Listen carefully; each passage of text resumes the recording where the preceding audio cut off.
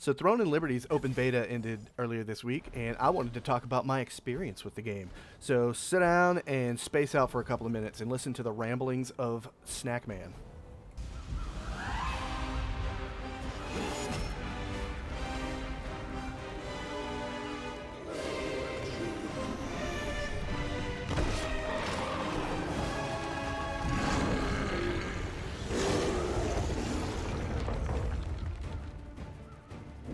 So the story of this game did seem to be pretty in-depth, but for beta and progression's sake, I skipped all of it. I only had a couple of days to play, and we all know that MMOs can be pretty long-winded when it comes to the main story and stuff like that. So just disregard anything story-related because we are here for gameplay and combat. Now, combat is what I felt like made this game shine. I'd heard from others during the last playtest that they were not too impressed with the flow of combat, so I believe this is a rework. I never actually got to play the first iteration of this, so this is my first experience with Throne and Liberty in general. But what I have played so far, I've really enjoyed. Everything you would come to expect from an MMO is present here, even in the beta. There were solo dungeons, there were co-op dungeons, there was even a PvPvE dungeon where you could run around and I guess you could attack other players alongside of, your main little environment enemies as well. So I did always feel like I had something to do. I was always progressing towards something. Now, as I do in a lot of games, I actually chose to play a support. I was a healer as I ran around this world. And I know sometimes being a healer in these types of games isn't always like the most fun way to enjoy the game.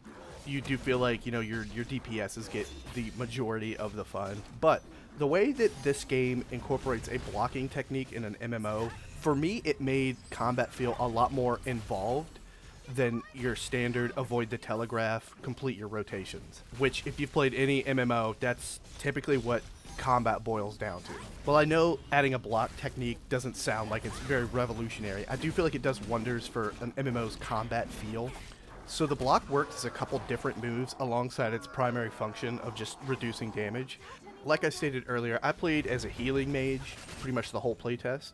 So whenever I would perfectly block an enemy, my block button would actually become an extra healing spell, which in moments of like a full cooldown, you're waiting on all of your moves.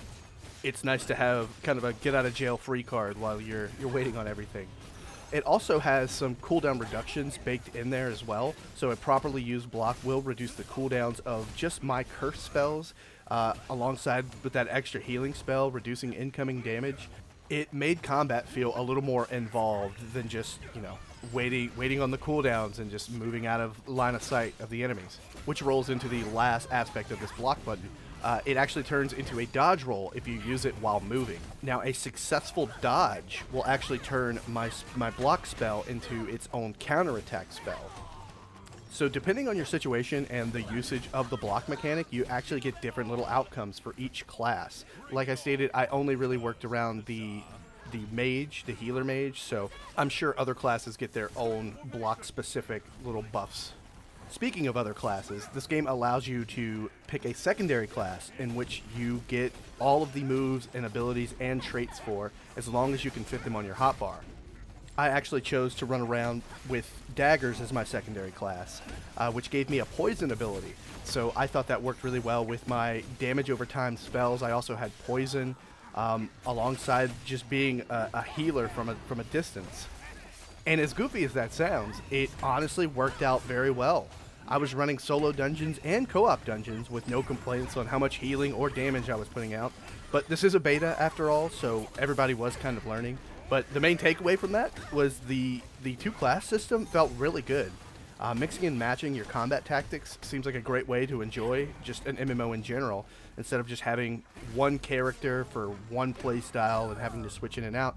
With this, it seems like it takes the Final Fantasy XIV approach, where you just grab a different weapon and you're ready to go with whatever class that is, but you do have to level it up.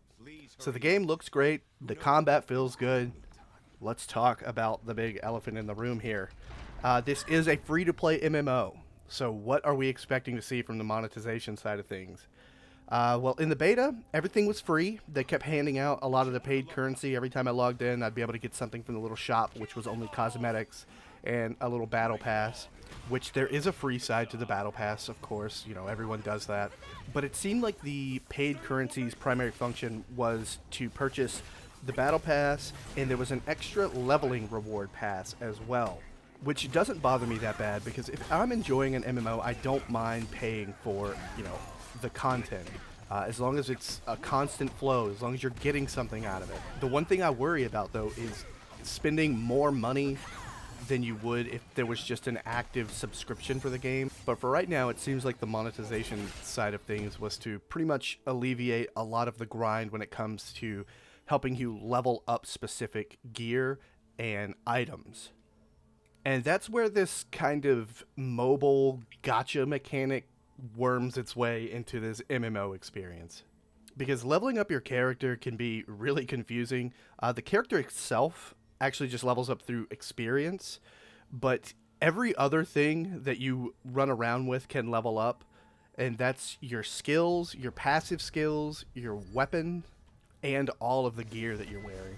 Now, everything I just mentioned levels up through these resources that you essentially have to grind for, and I assume you can also pay for them. In the battle pass, you got extra rewards, and in the leveling pass, you got some extra rewards.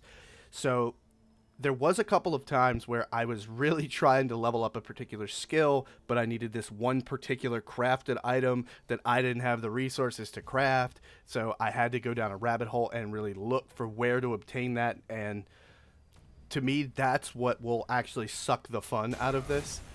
I understand that the game is free to play, and if you want to grind it out, you're more than welcome, but I was having fun with the game, so I really wouldn't mind some type of subscription option or something that would help alleviate the tedious resource grind for literally every skill.